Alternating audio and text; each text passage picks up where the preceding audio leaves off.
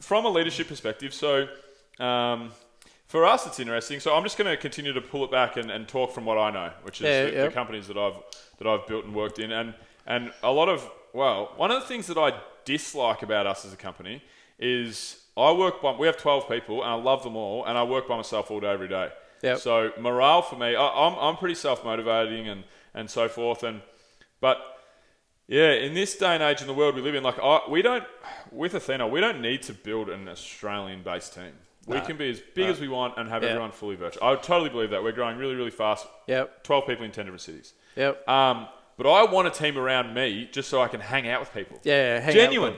Well, this is the relationship thing, right? Yeah, that's right. And you identified before that relationships are important to you. Yeah, that's right, 100%. And I said to someone last night, people at the Commons are where I used to work. I work from here now, this office here. I'll probably go back to a co-work. But, I just sit on my laptop and have my headphones in, and people wouldn't think that I've got a thriving team around me and so forth, but I do. But I don't get to spend time with them. So I often feel a little isolated in the Commons, even though I'm filled with a room of 300 people at all times.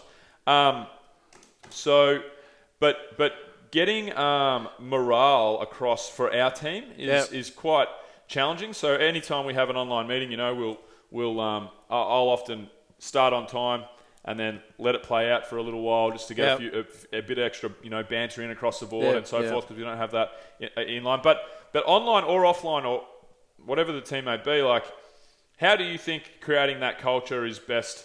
What are the key elements to creating a culture where people are happy at work and people want to come in and they've got morale and camaraderie and all that good stuff that you want? I think, if you think about your comment, you said you'd like Athena to be a good place to work. Yeah. People want to work there. Mm-hmm. So then if you thought about that, what are the elements to making that happen? So what would that look like to you? Are you asking me? Yeah, I'm asking you. One of the things is trust. Yep. So making our teammates feel like we trust them, which leads into autonomy. Yep. I think people don't like people looking over their shoulders. They like feeling like they're achieving their work on their own and they've got, the element to put their stamp on things. Empathy from those above them. Yeah. I think one of the only... And towards each other. Yep. One of the things that I didn't know that I'm good at, but if there are things leadership-wise I'm good at, empathy is definitely one of them. I'm quite empathetic. Too much so in the real world, I think. I'm highly emotional to other people's feelings. Yep. I keep making this about me, but anyway. But obviously vision and why I think is important. When we onboard somebody, the first thing that we talk about is we do a brand discovery call and we talk about the whole story of why we came up with why is our hashtag Give Back Life and what does that mean? Why do we actually exist? What's that mean? I mean, we exist to make money, but there's lots of ways to make money. Yeah, that's and I right. want to make money making a good impact. So we try and make sure that people are bought into the vision. What I try and do is, I don't know if this is how I would explain it, but we have a fortnightly meeting, which is I suppose is good for buy-in. So I take people through a full rundown of our finances, our goals. We do goals, announcements, and projects, but we take them through the full finances so they're tied into our how we're going and so forth. And it also is getting everyone a lot more financially literate. Yep. That's a good thing. Don't know. So So you got trust, accountability, empathy.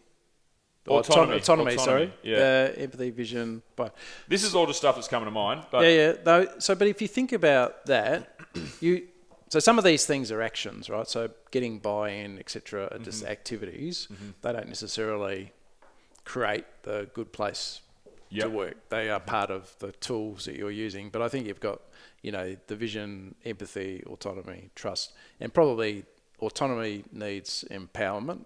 Yes. Is the kind of thing there. People need to feel empowered to have autonomy, because I've seen people given autonomy but no empowerment. Yes. And that makes it quite difficult, because you need to know where the boundaries are. And so an example of that would be, hey, Jack, I'm going to go and let you create this project. It's all yours. Have a great day. And then constantly being looked over the shoulder and this is not right. Why did you do this? Or you come back in 3 months and you go, well, that's not exactly what I wanted. Because you haven't defined some of the boundaries. Yes. To empower them. Yeah. Because you need to have those points where, I need to go see Bill about this bit, but I've got all this bit. Mm-hmm. So that's, I need some decisions. So Bill, I've got these 3 options, and so that type of discussion. Yeah. But knowing when to have that Yep. And then I think the other one that I think is important to you, which you haven't necessarily built in there specifically, is, engagement and relationship. Right, so I think you want your team to be engaged and relate to each other, is what I kind of hear. Now, the reason I asked you that question is not to avoid answering the original question. No, that's all right. Was to say that list is probably pretty similar to most teams. Oh, that's good. Because if you think I about was just making it up as I go. yeah, no. But if you think about what I'm under the pump here. If you think about Saying all these words I've read in books: trust, autonomy, empower, passion, yeah, this is all bullshit. accountability. That's right. No. But you think about, so if you thought about places that you worked that were great, you had you had high trust between peers and colleagues and your leaders. Your leaders probably had a high level of empathy, and that would be bounded though in terms of, well, we're still here to perform. Yeah. Right. So we're not. But if there's really a situation, is that leader going to back you? Like, I don't know. So you've had something's happened, and they really need to give you some time, and so those types of things, and then good empowerment. But also, we're driving towards something. Yeah. I think you need to give people driving towards something to make them more engaged than they are today. Because otherwise the risk is they just do the intro. Because that's the stuff that's really important. It's like the old Steve Covey thing around, urgent and important. Well, I'll do what's urgent. Yeah. But that may actually not be the most important thing. Because they're not urgent, but important. Obviously, generally, we just keep leaving behind. Yeah. But you want to give people a bit of a view of that, and the only people that can give vision are the leaders. Now, they're not the only people that create it, because when you've got a team that starts bonding and gelling, you've got to then start listening, because there are going to be people who've got really great ideas about it. 100%. And you go, oh, wow, that's awesome. We can start brain.